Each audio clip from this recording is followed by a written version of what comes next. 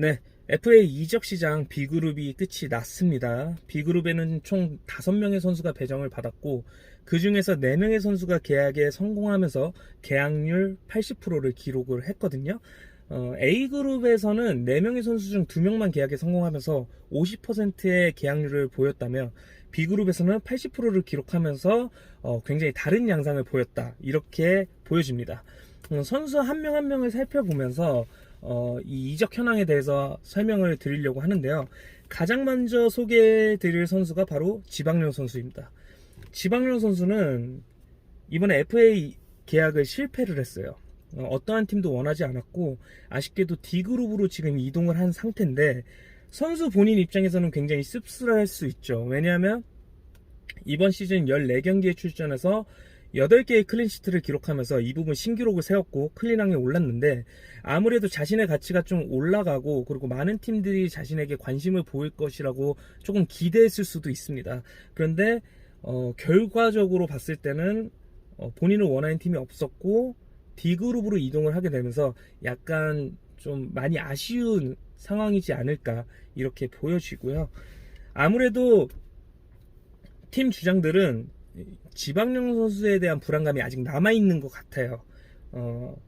그동안 B팀에서만 활동을 했기 때문에 김기훈 주장과의 이 호흡에서 나온 기록이지 않을까라는 생각이 들고 있고 그리고 김기훈이 없는 지방령에 대한 의문부호 과연 김기훈 없이도 이 선수의 폼이 유지될 수 있는 것인가 아니면 김기훈 없이도 지금의 활약을 계속해서 이어갈 수 있을 것인가에 대한 의문부호가 남아있는 상태입니다. 근데 지방령 선수도 너무 실망할 필요가 없는 것이 지금 D그룹에 현창민 선수랑 조성현 선수가 먼저 가 있잖아요. 여기에 지방령 선수까지 합세한다? 굉장히 과열될 가능성이 높습니다. 오히려 이 D그룹에 좋은 선수들이 많이 배정되다 보니까 C그룹이 피해를 볼 수도 있어요. 그래서 C그룹이 생각보다 열기가 식고 모든 팀들이 D그룹에 좀 집중을 하지 않을까 이렇게 예상이 될 수도 있거든요. 그래서 지방령 선수는 너무 실망하지 말고 D그룹에서 협상을 잘해서 본인의 가치를 더 끌어올리는 것이 좋을 것으로 보입니다. 연봉 순서대로 소개해 드릴게요. 그 다음으로 소개해 드릴 선수가 바로 윤성일 선수인데 윤성일 선수는 기존 몸값이 185포인트였거든요.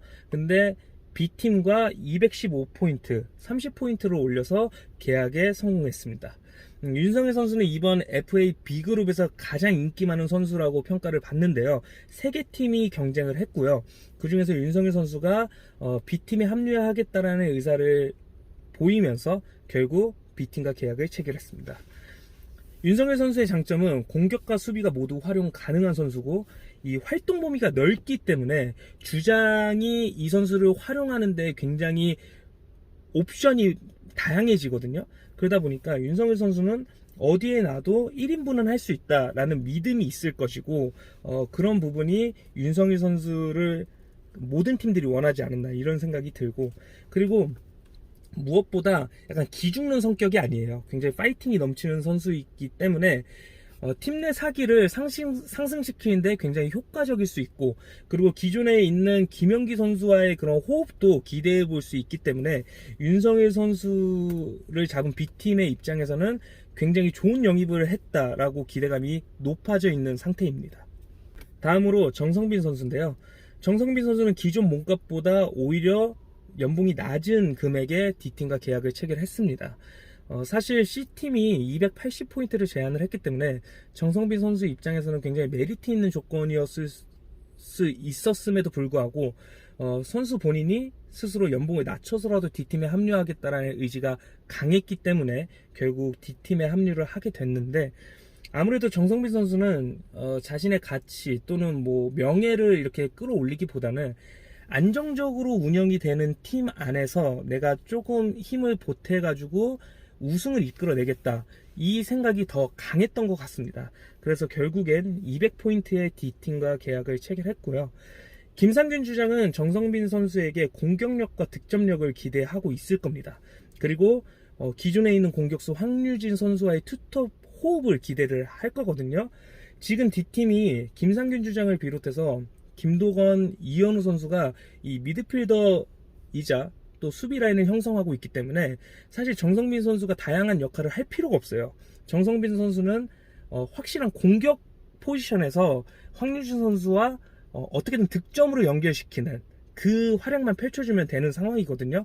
그래서 선수 본인도 굉장히 부담이 덜할 수 있고, 그리고 김상균 주장 역시 이 스쿼드를 구성하는 데 있어서 크게 복잡하지 않다. 굉장히 심플하고 본인이 구상한 대로, 그리고 선수들의 주 포지션 그대로 그냥 운영을 하면 될 것 같습니다.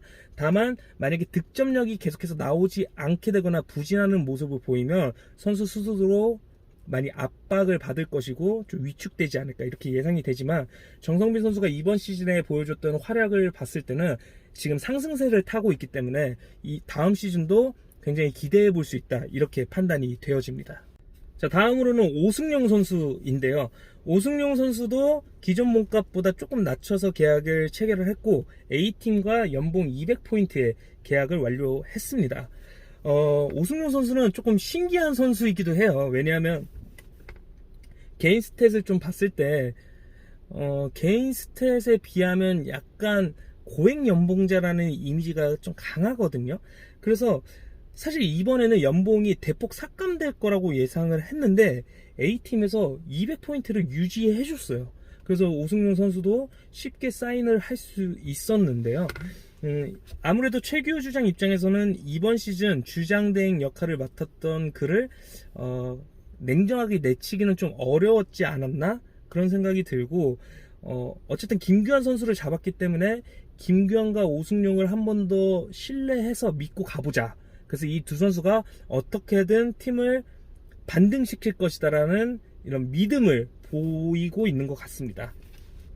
그리고 만약에 이런 경우도 생각해 볼 수 있죠. 오승용 선수를 잡지 않았다면 모두가 예상했던 윤성이나 정성빈의 영입전에 합류했다면 만약에 실패했을 수도 있잖아요.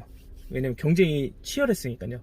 실패할 경우에는 B그룹에서도 한 명도 못 건지는 상황이 발생해요. 그래서 약간 최규 주장이 이 틈새를 공략해서 오승용 선수를 잡은 것이 아닌가, 이렇게 보여지네요. 마지막으로 박하신 선수입니다. 박하신 선수는 기존 몸값보다 5포인트를 올린 금액의 B팀과 계약을 체결을 했거든요. 다소 의외였던 것은 박하신 선수는 김기훈 주장이 첫 번째 시즌에 사용했던 선수예요. 근데 이제 몇 경기 써보다가 안 되겠다 싶어서 C팀으로 트레이드를 시켰었는데 이번에 다시 데리고 온 거죠. 2시즌 만에. 비교적 B그룹 내에서는 저렴한 가격으로 평가를 받고 있었고, 근데 박하신 선수는 패싱 능력이 기본적으로 있는 선수이기 때문에 연계가 가능합니다. 그리고 측면으로 활용이 가능하고 공간 침투를 잘하기 때문에 김기훈 주장 입장에서는 이 좌우로 벌리는 선수들이 좀 필요하지 않았나, 이런 생각이 들어요. 그래서 김영기 선수를 톱에 배치하고 좌우를 윤성일, 박하신으로 놓고 자기가 골키퍼를 보던가, 아니면 본인이 라인을 올려서 미드필더로 올라갈 때는 박하신과 윤성일을 이 좌우 넓혀진 상태에서 좁혀서 수비 라인으로 내려가지고 수비 강화를 시키지 않을까, 이렇게 예상을 해볼 수 있거든요. 그래서 이번 박하진 선수의 B팀 합류는 다소 의외지만 조금만 더 생각을 해보면 그럴 수 있겠다라는 생각이 들고, 무엇보다 김기훈 주장의 이제 그 명장 본능이 꽃 피우면서 지금 박종원 선수랑 정성빈 선수를 픽하지 않았단 말이에요.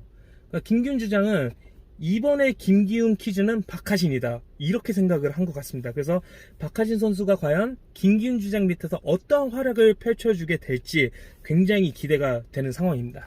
네, 이것으로 B그룹이 끝이 났습니다. 이번 FA B그룹은 정말 별의별 일이 다 일어났는데요. 이변이 속출했죠. 일단 첫 번째로 오승용 선수랑 박하신 선수가 가장 먼저 계약을 체결할 것이라 예상하지 못했는데 그렇게 됐고, 또 지방령 선수가 인기가 많을 것으로 예상이 됐지만 단 한 팀의 선택도 받지 못해서 D그룹으로 이동을 했다. 이것도 다소 의외로운 부분이고요. 그리고 윤성일 선수랑 정성빈 선수는 또 이중 계약에 처해 있었어요. 그래서 오히려 D팀이 선택을 하는 그런 갑과 을이 바뀐 상황이 펼쳐졌죠. 그것도 굉장히 황당했었고, 그리고 무엇보다 이번 시즌 우승팀이었던 C팀이 단 한 명의 선수도 영입하지 못한 상황에 처했습니다. 사실 김원기 주장 입장에서 최선을 다하지 않은 건 아니거든요. 예산도 많았고 절대 아끼지 않았습니다. 그냥 아낌없이 질렀는데 한 명도 안 왔습니다. 그래서 지금 C팀은 굉장한 위기에 처해 있다. 김원기 주장의 시즌 아웃이 과연 괜찮은 것인가에 대한 의구심이 끊이지 않을 것으로 보입니다. 어쨌든 B그룹 끝이 났고요. 이제 C그룹으로 넘어갈 건데 C그룹 선수들 정리해가지고 제가 한번 소개해드리는 영상 준비하도록 하겠습니다. 감사합니다.